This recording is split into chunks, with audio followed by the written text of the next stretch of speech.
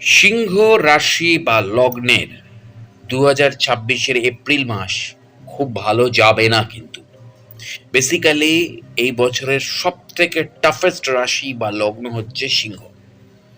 কারণ এই বারবার বলছি, অষ্টম ঘরে, সিংহ রাশির অষ্টম ঘরে গ্রহরাজের অবস্থানটা খুব ভালো নয়। আর সপ্তম ঘরে রাহুর অবস্থানও খুব একটা আশাব্যঞ্জক নয়।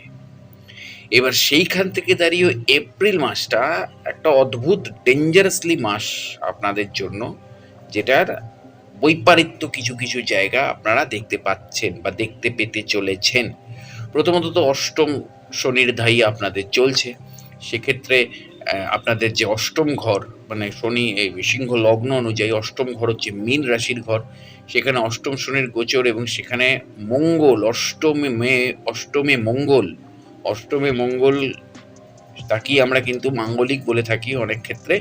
তো এক্স্যাক্টলি তার একটা আলাদা ব্যাখ্যা আছে, সব সময় একই ব্যাখ্যা চলে না। তো সেই ব্যাখ্যা আমি পরে দেবো। কিন্তু অষ্টম ঘরে মঙ্গলের ঢোকা, অষ্টম ঘরে শনি নিজেই তো ডেঞ্জারাস, সেইখানে আবার অষ্টমের মঙ্গল এসে ঢুকছে, আরও কমপ্লিকেটেড করে দিচ্ছে কিন্তু জায়গাটাকে। এবং এই কমপ্লিকেশন কিন্তু আপনার এখন চলতে থাকবে, এখন রানিং চলতে থাকবে। এইবার আপনার এই মানে খুব চ্যালেঞ্জিং কিছু সিচুয়েশন আপনাকে ছুড়ে দেবে। আপনার যোগকারক মঙ্গল চতুর্থ এবং নবমপতি হলেও অষ্টমভাবে শনির সাথে মিলিত হওয়ায় হঠাৎ করে বড় বাধা, সমস্যা, স্বাস্থ্যহানি, অতিরিক্ত মানসিক উদ্বেগের সম্মুখীন হতে চলেছেন আপনি।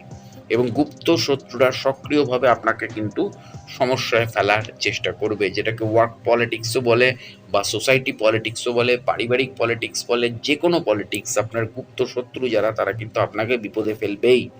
14 এপ্রিল আপনার লগ্নপতি সূর্য, অর্থাৎ আপনার রাশি, একমাত্র তো আপনিই সূর্যের রাশি বা সূর্যের লগ্ন।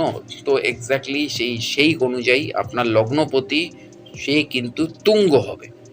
নবম ভাব মেষ রাশি, অর্থাৎ আপনার ভাগ্যস্থানে এসে সে কিন্তু তুঙ্গ হয়ে যাবে। উচ্চস্থ অবস্থা প্রাপ্ত হওয়ার সাথে সাথেই আপনার কিন্তু ওই যে অন্ধকার রাতের শেষে এক উজ্জ্বল সূর্যোদয়ের মতন আপনার জীবন সুন্দরভাবে বদলে যাবে।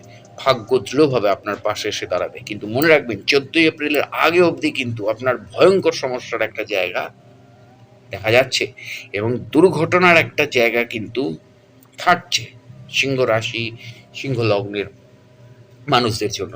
দুর্ঘটনার জায়গাটা কিন্তু খুব সামলে চলাফেরা করবেন। তো এক্স্যাক্টলি আপনার জীবন সুন্দরভাবে বদলে যাবে কিন্তু 14 এপ্রিলের পরে। এর সাথে যুক্ত 19 এপ্রিল আপনার দশমপতি শুক্র দশমভাবে নিজের রাশিতে, বৃষ রাশিতে প্রবেশ করবে, আপনার দশম স্থানে। তো এক্স্যাক্টলি আপনার পেশাগত জীবনের সর্বোচ্চ সম্মান এবং খ্যাতি প্রদান করবে। আপনি যদি প্রথমার্ধটি ধৈর্য সহকারে শান্তভাবে আপনি কাটান, তাহলে দ্বিতীয় অর্ধ কিন্তু খুব সুন্দর যাবে। খুব সাবধানে আপনাকে কিন্তু আমি বারবার বলছি, সিংহ রাশি, সিংহ লগ্নের মানুষদের খুব সাবধানে 14 এপ্রিল অবধি আপনারা চলাফেরা করবেন। সে যেখানেই হোক, বাড়িতে থাকলে বাড়িতেও, বাথরুমে গেলে বাথরুমেও, সিঁড়ি দিয়ে নামা ওঠা করলে সেখানেও। তো কি দাঁড়ালো গ্রহের সন্নিবেশ?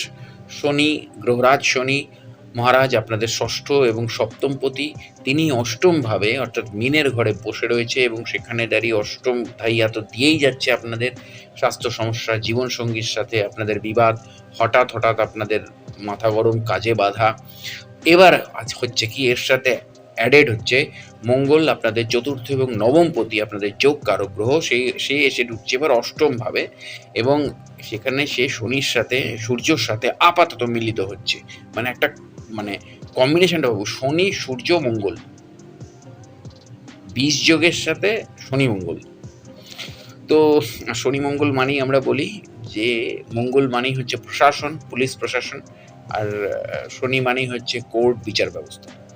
আকস্মিক আঘাত, আপনার বাবার স্বাস্থ্য নিয়ে দুশ্চিন্তা, রিয়েল এস্টেট, জমি বাড়ি কাজে বিলম্ব, এগুলো চলতে থাকবে।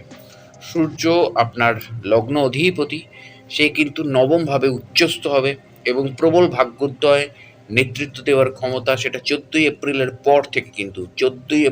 পর থেকে কিন্তু আপনার অনেক কিছু পরিবর্তন হবে, কিন্তু 14ই এপ্রিল পর্যন্ত আপনাকে কিন্তু স্টেবল থাকতে হবে। কাঁচা বাংলায় বলে দিলাম, বেঁচে থাকতে হবে সুস্থভাবে। এর থেকে ভয়ঙ্কর কর্কশ শব্দে আমি আপনাদেরকে বলতে পারছি না। আপনাদেরকে 14ই এপ্রিল পর সুস্থভাবে 14ই এপ্রিলের পরে স্ট্রাকচারে ঢুকতে হবে, কিন্তু 14ই এপ্রিল অবধি আপনাদের সময়টা সত্যি কঠিন এবং চিন্তাকর সময়, কারণ অষ্টম ঘরে এই তিনজনের অবস্থান ভালো না। তো 14ই এপ্রিল থেকে আপনার নবম ভাবে উচ্চস্থ হবে, আপনার ভাগ্যস্থানে উচ্চস্থ হবে আপনার লগ্নপতি। প্রবল ভাগ্যোদয়, আবার আপনার নেতৃত্ব দেওয়ার ক্ষমতা, দূরযাত্রা, আধ্যাত্মিক কাজ, আগ্রহ, বিশাল সাফল্য এগুলো কিন্তু হবে। শুক্র আপনার তৃতীয় এবং দশম অধিপতি, সে এসে আপনার দশমভাবে স্বক্ষেত্রে আপনার প্রবেশ করছে এবং সেখানে আপনার পেশায় ব্যাপক খ্যাতি, শিল্পীদের জন্য নতুন সুযোগ, ব্যবসার অভাবনীয় বৃদ্ধি এগুলো কিন্তু হবে। বৃহস্পতি আপনার পঞ্চম এবং অষ্টম পতি হয়ে সে কিন্তু একাদশ ভাব অর্থাৎ মিথুনে বসে রয়েছে। স্থিতিশীল আর্থিক লাভ, গুরুজনদের আশীর্বাদ, সন্তানদের মাধ্যমে সুখ লাভ, এই একটা জায়গা আপনাকে কিন্তু স্টেবল করে রেখে দিয়েছে আপাতত। কিন্তু এই বৃহস্পতি কিন্তু কিছুদিন পর আপনার দ্বাদশ ক্ষেত্রে চলে যাবে, দ্বাদশ ভাবে গিয়ে তুঙ্গস্থ হয়ে যাবে।